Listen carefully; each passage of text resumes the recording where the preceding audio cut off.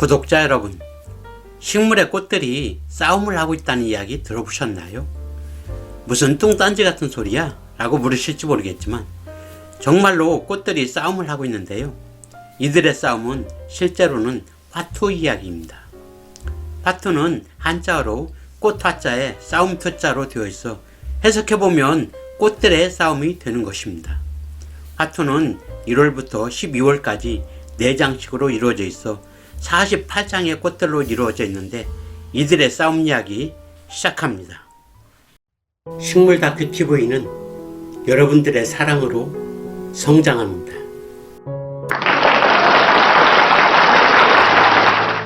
안녕하십니까. 식물 다큐 TV의 강 PD 인사드립니다. 오늘은 꽃들이 싸움을 하고 있다고요? 화투 1편이라는 주제로 화투에 소개되는 6종의 식물에 대해 어떤 의미가 담겼는지 알아보려고 하는데요.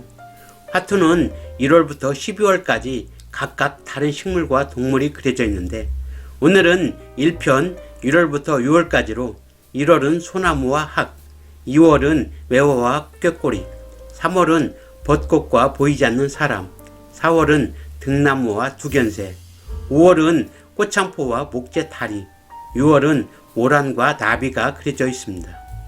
여기에서는 화투마다 소개되는 6가지의 식물과 동물에 대해 어떤 의미를 가지고 있는지 하나하나 알아보겠습니다.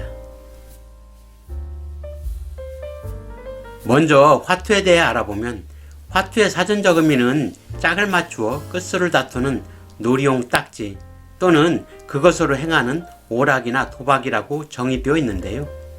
1년 12달에 각 월마다 하나의 꽃과 동물 등을 상징하여 문양을 넣고 각각 4장씩 총 48장으로 구성되어 있습니다. 화투에 관한 명칭이나 처음 발생 또는 전달 과정이 정확하게 고찰된 것은 없지만 대체로 포르투갈에서 비롯된 카르타놀이 딱지가 일본에 전해졌고 도박성 등을 이유로 금지령이 내리자 일본인들이 단속을 피해 카르타를 본떠 화투의 시초격인 하나우다라는 것을 만들어 놀이 겸 도박 행위를 하던 것이 다시 조선시대 만렵 혹은 일제강점기에 우리나라로 들어와 현재에 이르렀다고 전해지고 있습니다. 그러나 아이러니하게도 일본에서는 이런 화투놀이가 인기가 떨어져 즐기는 사람들이 거의 없다고 하는데 우리나라에서는 몇 사람만 모이면 행해지는 놀이가 되었습니다. 앞서 설명했듯이 화투가 일본에서 만들어진 것으로 일본 고유의 세시 풍속, 월별 축제와 갖가지 행사, 그리고 풍습이나 기원의식 등을 담고 있는데 일부 구독자분들은 왜 일본 것을 소개하느냐라며 언짢아 하실 수도 있겠지만 일본 문화를 미화하려는 것이 아니라 화투가 가지고 있는 의미만을 전달하고자 하는 것임을 이해하여 주시기 바랍니다. 먼저 1월달은 송학이라고 부르고 솔이라고도 부르며 소나무와 학이 나오는데 4등분 된 태양과 소나무 그리고 학 한 마리가 그려져 있습니다. 소나무는 우리나라 사람들이 가장 좋아하는 나무로 항상 푸른 잎을 가지고 있어 예로부터 지조와 절개를 상징하며 십장생에는 오래 산다는 10가지가 나오는데 해와 소나무, 학이 모두 나오며 이들은 건강과 장수를 뜻한다고 합니다.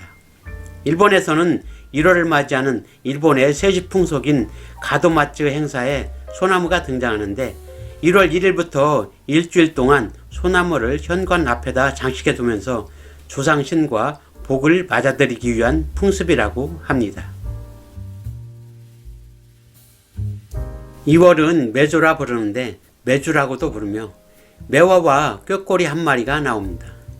매화는 겨울이 다가기 전에 꽃망울을 터뜨려 맨 먼저 봄 소식을 알려주는 나무로 많은 사람들의 사랑을 받아왔고 추위를 이기고 꽃을 피운다 하여 불의에 굴하지 않는 선비정신의 표상으로 삼아 예로부터 정원에 많이 심어졌고 문인 문객들에게 시나 그림의 소재로 많이 등장하는 식물입니다. 2월은 24절기의 첫 번째 절기인 입춘이 들어있는 달로 전국의 공원에서 매화가 꽃을 피워 축제가 시작되며 등장하는 새는 우리나라에서는 꾀꼬리로 일본에서는 휘파람새로 부르는데 일본인들에게 매우 친숙한 새라고 합니다. 3월달은 벚꽃으로 일본에서는 사쿠라라 불러 우리도 사쿠라라고 부르기도 하는데, 봄하면 가장 먼저 떠오르는 나무가 왕벚나무로 순백 또는 연분홍의 꽃잎이 한 폭의 그림을 연상케 하며 만개를 할 때면 동화 속 세상에 들어온 듯한 기분이 들 정도로 환상적인 모습을 보이는 꽃입니다. 문양에는 온갖 벚꽃 문양으로 가득 차 있으며 삼광의 아랫부분에는 만막이라는 일종의 천막이 그려져 있는데요. 모든 화투에 나오는 동물이 없는 것은 천막 안쪽에 벚꽃을 감상하며 술잔을 기울이는 상춘객들이 있어 동물이 없다고 해석하고 있으며, 지금도 경조사 때는 이러한 천막을 사용한다고 합니다. 4월달은 흑사리로 문양에는 등나무와 두견새의 한 마리가 나오는데, 검은색 문양이 쌀이나무로 보여 흑사리라고 부르고 있지만 실제로는 흑사리라는 이름의 식물은 없으며 등나무에 꽃을 그려 놓은 것이라고 합니다. 등나무는 덩굴성 식물로 음력 4월이면 꽃이 매달려 달리는데 연한 자주빛이나 흰색빛을 띠며 만개를 하면 멋진 경관을 창출하는 나무이고, 콩깍지로 된 열매 또한 멋진 모습을 하고 있습니다. 일본에서는 등나무가 각종 행사 시 가마에 장식하거나 문양에 쓰이는 친숙한 식물이며, 두견새 역시 시제로 자주 등장할 만큼 사랑받고 있는 새라고 합니다. 5월달은 난초인데 그냥 초라고도 부르며 보라색 꽃과 목재 다리가 그려져 있습니다. 난초라 하여 난이라고 아시는 분들이 많이 있으나 난이 아니고 붓꽃이나 꽃창포라고 하는데요. 보라색의 꽃이 피며 습지에 자라는 식물로서 10끝짜리에는 T자 모양의 막대와 3개의 작은 막대기 등이 보이는데, 이것은 꽃을 구경하기 위해 정원 내의 습지에 만든 목재 다리라고 합니다.